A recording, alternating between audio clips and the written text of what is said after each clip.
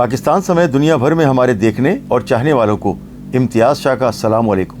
आप हमारे चैनल को लाइक करें, सब्सक्राइब करें, कमेंट्स करें, नीचे दिए गए लिंक को क्लिक करें और घंटी का बटन दबाना तो हरगिज़ ना भूलें। इस वक्त जो मैं आपके सामने स्टोरी रख रहा हूँ, आज आखिरी दिन है गैर कानूनी तौर पर रिहाइश पजीर अफ़गानियों का। कराची समेत मुल्क भर में उनके ख़िलाफ़ जो है वो ऑपरेशन शुरू होने वाला है। जो है वो रुपोश होंगे। इस सिलसिले में जो मालिक मकानात हैं या पाकिस्तान के जो रिहायशी हैं, पाकिस्तानी जो है, उनसे कहा गया है कि इनको हरगिज़ जो है वो दुकान किराए पे नहीं दें और जिनको दी हुई है उनसे वापस लें, मकान किराए पे ना दें, जिनको दिया हुआ है उनसे वापस लें, कारोबार जो भी है उससे वापस लें, वरना जो है वो ये तारीख जो निकल जाएगी फिर उनकी मनकूला और गैर मनकूला जायदादें भी ज़ब्त की जाएंगी अगर वो हुकूमत पाकिस्तान के कानून को नहीं मानेंगे और तोड़ेंगे, तो उनके साथ उनके सहूलतकारों को भी सज़ा मिलेगी। आज का दिन जो है वो मैं आपको बताऊं रज़ाकाराना तौर पर वापसी का है। अफ़गानियों की जो गैर कानूनी तौर पर मुक़ीम है पाकिस्तान, कराची समेत पाकिस्तान भर में, उनका आज का दिन रज़ाकाराना वापसी का है और रात 12 बजे के बाद यानी कि कल से 1 नवंबर से उनके ख़िलाफ़ सख्त जो है वो कार्रवाई शुरू होगी। इस सिलसिले में मैं बताऊँ कि कराची में पुलिस और कानून नाफिज करने वाले इदारों के बड़ों की आज बैठक है। आज सहपहर बड़ों की बैठक है, उन तमाम जिनमें पुलिस, रेंजर्स और दीगर कानून नाफिज करने वाले इदारों के जो है वो अफसरान शरीक होंगे, बड़े अफसरान शरीक होंगे। तो ये बड़ों की बैठक जब होगी उसके बाद लाएअमल दिया जाएगा और फिर रात 12 बजे के बाद से जो है वो कार्रवाइयाँ शुरू होंगी। अच्छा, हम बताएं कि हुकूमत ने इस सिलसिले में शेल्टर होम्स भी कायम किए हैं, लेकिन उसकी तादाद का नहीं बता रहे अभी तक कि कितने हैं। लेकिन मैं आपको बताऊं कि जो हमने कराची के मुख्तलिफ़ इलाक़ों में जो चीदा जगहों से हमने जो कैलकुलेशन जो है वो इकट्ठा की है, वो सोहराब गोट के इलाक़े में तकरीबन 30 से 35 हज़ार अफ़गानी रहते हैं। अब उनमें से गैर कानूनी अक्सरियत की गैर कानूनी है। इसी तरह से जो है मैं आपको बताऊँ कि हज़ारा फ़कीरा गोट है, फ़कीरा गोट के अलावा है मोहम्मदी गोट है, जंजाल गोट है, यसरफ गोट है और इसके अलावा हंगोरा गोट है। ये साइड सुपर हाईवे थाने की हदूद में आते हैं जहाँ पर ये अफ़गानी है। इसके अलावा सोहराब गोट थाने की हदूद में तो बहुत ज़्यादा है, मेरे ख़्याल से 35-40 हज़ार तो होंगे वहाँ पर सोहराब गोट के इलाके में, और उससे भी ज़्यादा होंगे। तो इन्हें कहा गया है, अफ़गानियों को मसाजिद से ऐलानात किए गए हैं कि ये रज़ाकाराना तौर पर जो है वो अपने आप को सरेंडर करें और कानून नाफिज करने वाले इदारों को वो इनको ले जाकर जो है वो डिपोर्ट करेंगे और इनके शेल्टर होम्स में रखेंगे, इनके बीवी बच्चों के साथ एहतराम के साथ। अच्छा, सदर के जो इलाका है एम्प्रेस मार्केट, उसके अतराफ़ में जो परिंदा मार्केट है उसके अतराफ़ में देखें छतों पर रह रहे हैं, ये सारे अफ़गानी रह रहे हैं यहाँ पर गैर कानूनी तौर पर। इसके अलावा जो है वो दाऊद चौरंगी और अतराफ़ के इलाक़ों में जो है बहुत बड़ी तादाद में हैं ये अफ़गानी। गुलशन बुनेर का इलाका है, उसके अलावा सवाती मोहल्ला है और ये कायदाबाद का इलाका है। कायदाबाद के इलाके में गुल अहमद जो वो है मिल है, उसके अतराफ़ में बहुत बड़ी तादाद में जो है वह अफ़गानी रहते हैं। तो आज उनके लिए जो मसाजिद से ऐलान किए गए थे कि आज उनके लिए आखिरी दिन है रज़ाकाराना तौर पर वापस जाने वालों के लिए एहतराम के साथ जो चले जाएंगे, लेकिन कल से जो है वो उनके ख़िलाफ़ कार्रवाई होगी, जिस पे आज जो बड़ों की बैठक हो रही है उसमें आत्मी फ़ैसला कर लिया जाएगा।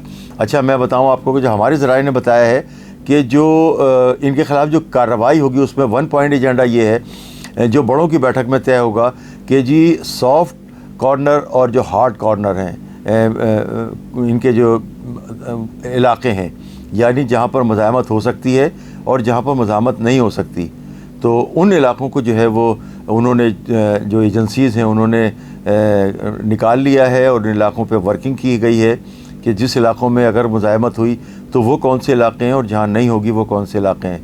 तो ये तमाम सॉफ्ट और जो नॉर्मल हैं उन मामलात को भी जो है वो देखा जाएगा और इस पर फ़ैसला किया जाएगा आज।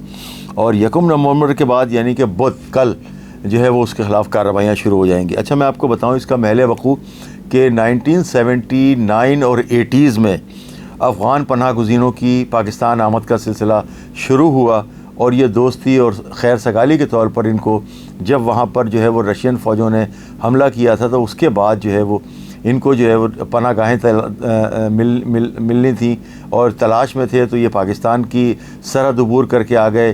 पाकिस्तानियों ने इनको मुसलमान होने की हैसियत से इनको खुशामदीद कहा। उसके अलावा जो है ये यहाँ रहते रहे, लेकिन सबसे बड़ी बात जो पिछली हुकूमतों की जो सिविल हुकूमतें थी और इस्टेब्लिशमेंट भी थी, उसमें उनकी गलतियां ये थी कि इनको पूरे मुल्क में फैला दिया।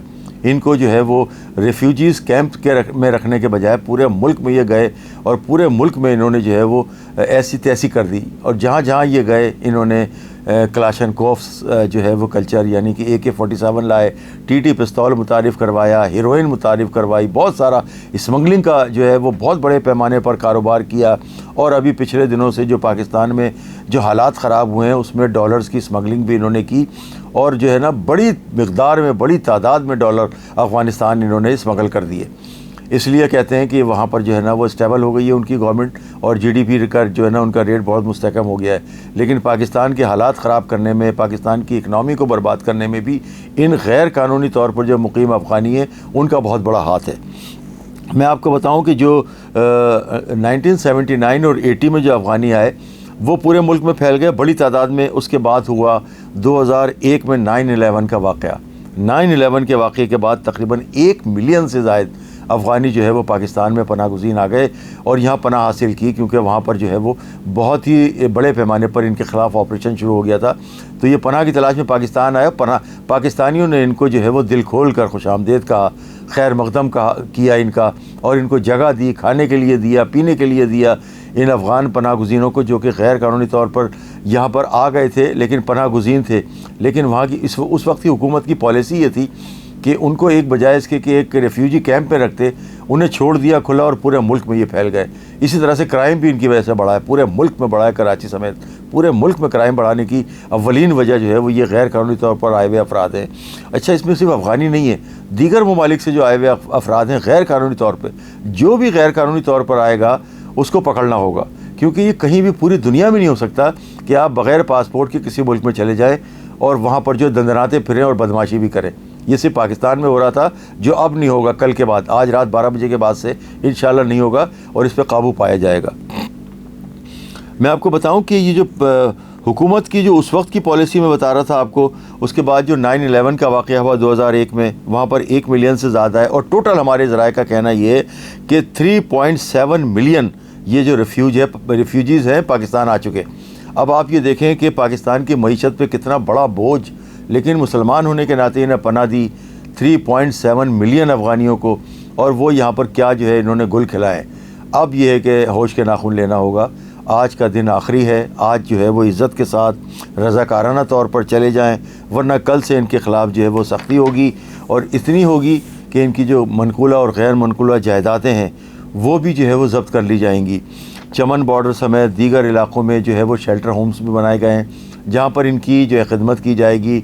ये जो बीवी बच्चों, बाल बच्चों के साथ होंगे, इनको खाने के लिए फ़राम किया जाएगा उन शेल्टर होम्स में, और उन शेल्टर होम्स में तमाम तर जो है वो इनको जो भी सहूलियात हैं वो फ़राम की जाएंगी।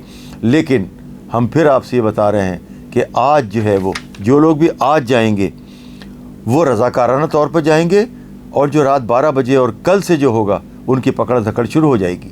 इम्तियाज़ शाह, कराची न्यूज़ टाइम।